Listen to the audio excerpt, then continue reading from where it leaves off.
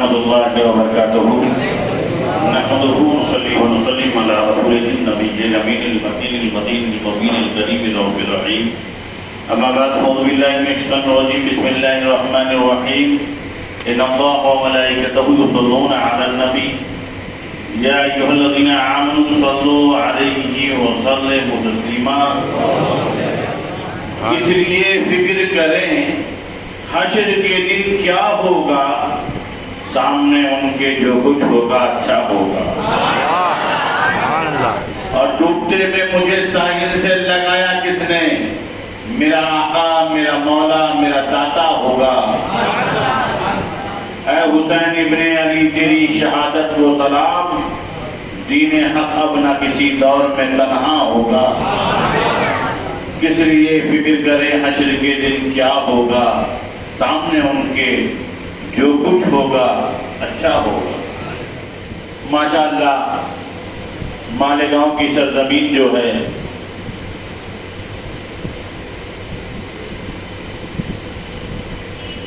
شعر و سخن سے بھی واقف ہے، زبان و بیان سے بھی واقف ہے، اردو زبان سے کافی اچھی واقفیت رکھتی ہے۔ جس ہندوستان میں اردو کا زوال ہے تو یہ وہ مالیگاؤں ہے جہاں اردو میں بھی کمال ہے۔ یا ایھا الذین آمنوا صلوا علیہ وسلموا تسلیما، صرف تم درود ہی نہ بھیجو بلکہ سلام بھی بھیجو۔ اس لیے تم کو سلام کی ضرورت ہے۔ اچھا قرآن نے یہ نہیں کہا یا ایھا الناس، اے لوگوں بھیجو۔ سبحان اللہ۔ یہ نہیں کہا کہ اے لوگوں تم بھی درود بھیجو، اے امریکہ والوں تم بھیجو، اے فرانس والوں تم بھیجو، اے برطانیہ والوں تم بھیجو، اے تمام لوگوں تم بھیجو، اے زمین پر بسنے والوں تم بھیجو۔ نہیں، یہ خطاب زمین پر سارے بسنے والوں کے لیے نہیں ہے، یہ خطاب صرف ایمان والوں کے لیے ہے۔ تو ملائکہ اللہ کے ہیں، مطلب جتنے ملائکہ ہیں سب اللہ کے ہیں، اور جو اللہ کا ہوگا وہ اللہ والا ہوگا۔ بھائی ملائکہ کا اس کے ملائکہ، تو جو اللہ کے ملائکہ، تو جتنے ملائکہ ہیں سب اللہ کے ہیں۔ جبریل کس کے ہیں؟ اللہ کے ہیں۔ میکائیل کس کے ہیں؟ اللہ کے ہیں۔ اسرافیل کس کے ہیں؟ اللہ کے ہیں۔ اسرائیل کس کے ہیں؟ اللہ کے ہیں۔ جماعت ملائکہ کس کی ہے؟ اللہ کی ہے۔ یہ جتنے بھی ملائکہ ہیں سب اللہ کے ہیں۔ اب کیا سمجھے؟ جو اللہ کے ہیں وہ اللہ کے رسول پر درود بھیجتے ہیں۔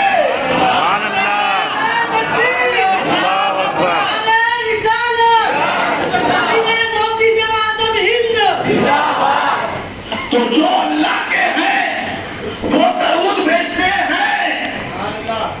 بات سمجھ میں آ گئی؟ جو اللہ کا ہوگا وہ نبی پہ درود بھیجے گا،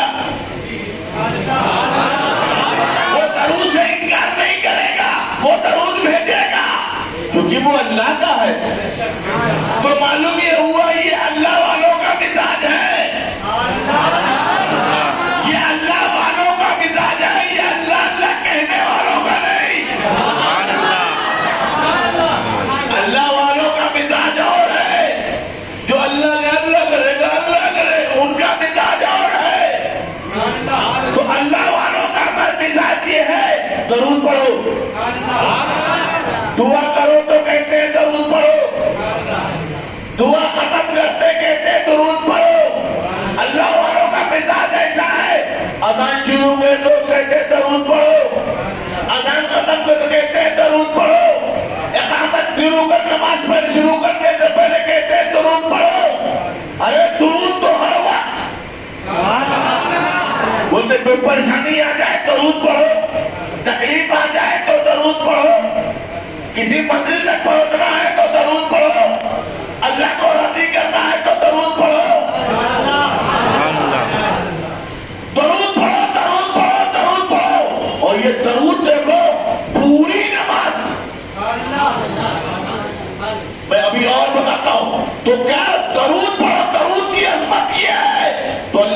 اس کے ملائکہ درود پڑھتے ہیں تو ملائکہ اللہ کے ہیں تو درود بھیجتے ہیں. اب اگر تم بھی اللہ کے بن کر رہنا چاہتے ہو تو قرآن نے کہا یا ایھا الذین آمنوا، اے ایمان والو، اگر تم مومن بن کر رہنا چاہتے ہو تو تمہارے لیے یہ سلونا نہیں ہے، سلو ہے، اور سلو میں حکم ہے. تم کو تو حکم ہے سلو، درود پڑھو، درود پڑھو، درود پڑھو. معلوم یہ ہوا کہ مومن ہی درود پڑھتا ہے، درود کا اعلان بھی مومن ہی کرتا ہے. سبحان اللہ. درود نہیں پڑھا تو نماز نہیں ہوگی. درود کو پڑھنا پڑے گا، کمپلسری ہے. اے اللہ تیری عبادت ہم کرتے ہیں، تیرا ذکر کرتے ہیں، تیرا سجدہ کرتے ہیں، تمہارا رب اعلیٰ کہتے ہیں، تمہارا رب عظیم کرتے ہیں، تیری تعریف کرتے ہیں، تیری ثنا کرتے ہیں، تیری عبادت کرتے ہیں، تیری بندگی کرتے ہیں، تیری ریاضت کرتے ہیں تجھ کو راضی کرنے کے لیے. مگر اس درود کو کیوں رکھا؟ یہ درود نہیں پڑھو گے تو نماز نہیں ہوگی. اس درود کو کیوں نہیں رکھا؟ درود جو ہے وہ تو غیر اللہ کے لیے ہے.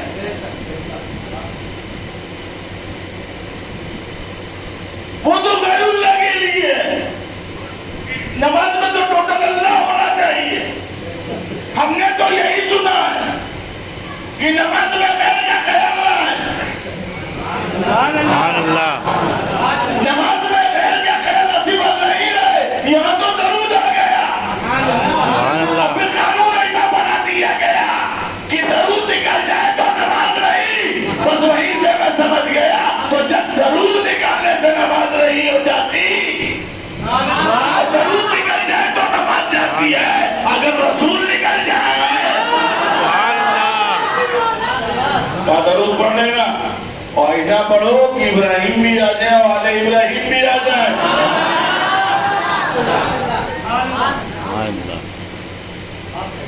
ابراہیم بھی آ جائے اور آل ابراہیم بھی آ جائے، تاکہ اس میں اسماعیل کا رہنا ضروری ہے. آج ایسا درود دے دیا، درود ابراہیمی دے دیا.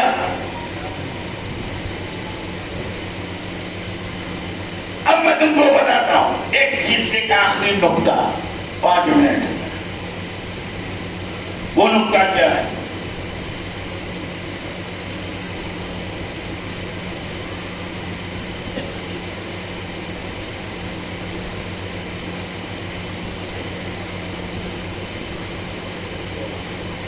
یہ بتاؤ، اللہ کی کتاب پڑھی ہے یا رسول اللہ کی کتاب پڑھی ہے؟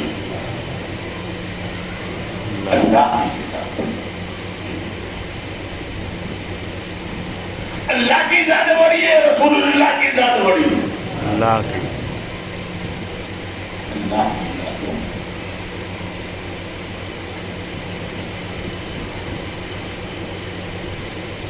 اللہ کی سنت بڑی ہے یا رسول اللہ کی سنت بڑی ہے؟ اللہ.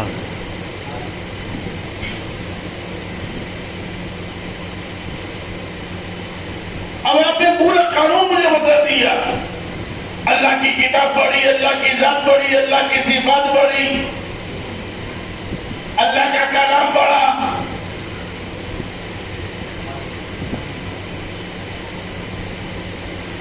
اللہ کی سنت پڑھی،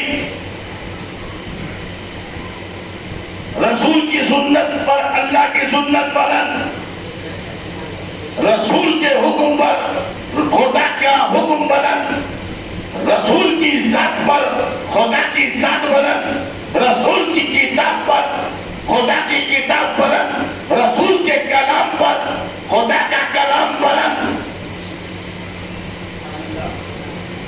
بلند ہے نا؟ اچھا ایک بات بتاؤ، نماز بلند ہے نا؟ بولو بھائی، نماز بلند ہے یا نہیں؟ بہت افضل العبادات، عبادات میں سب سے افضل نماز ہے.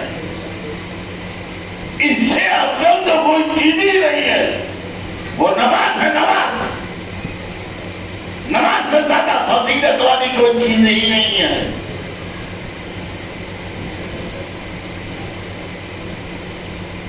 نماز بندے کو کامیاب بناتی ہے، نماز ہے۔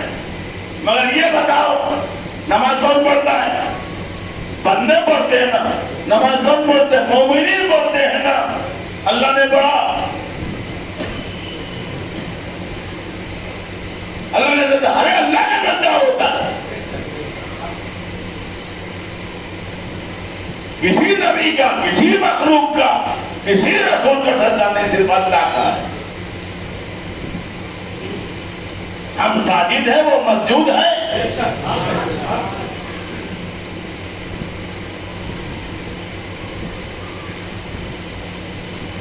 ہم اس کی مملوک ہے، وہ مالک ہے۔ ہم مرزوق ہے، وہ رزاق ہے۔ تو ہم سب اس کی عبادت کرتے ہیں۔ تو نماز پڑھنا جو ہے رسول کی سنت ہے۔ سبحان اللہ، سجدہ کرنا رسول کی سنت ہے، قیام کرنا رسول کی سنت ہے، عبادت کرنا رسول کی سنت ہے، تشہد پہ بیٹھنا رسول کی سنت ہے، سبحان رب الاعلیٰ کہنا رسول کی سنت ہے، سبحان رب العظیم کہنا رسول کی سنت ہے، نماز میں ثنا پڑھنا رسول کی سنت ہے، سورہ فاتحہ تو پڑھنا رسول کی سنت ہے۔ یہ سب رسول کی سنت ہے، اور رسول کی سنت پر خدا کی سنت بلند ہے۔ رسول کی سنت پر خدا کی سنت بلند ہے۔ تو مجھے کہنے دو نماز پڑھنا رسول کی سنت ہے، اور مصطفیٰ پر درود پڑھنا اس خدا کی سنت ہے۔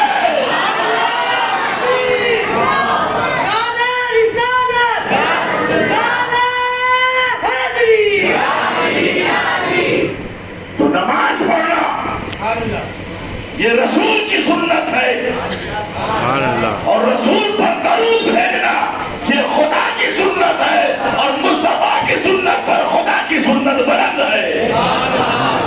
ان اللہ و ملائکتہ یصلون علی النبی، اے ایمان والو صلو، درود بھیجو، درود پڑھو، درود کی کثرت کرو، اور صلاۃ و سلام بھی پڑھو۔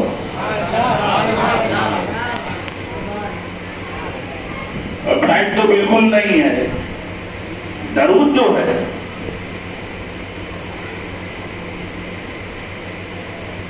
کسی کی تم میں نے دیکھا کہ سلام پڑھنے سے کچھ ملتا ہے۔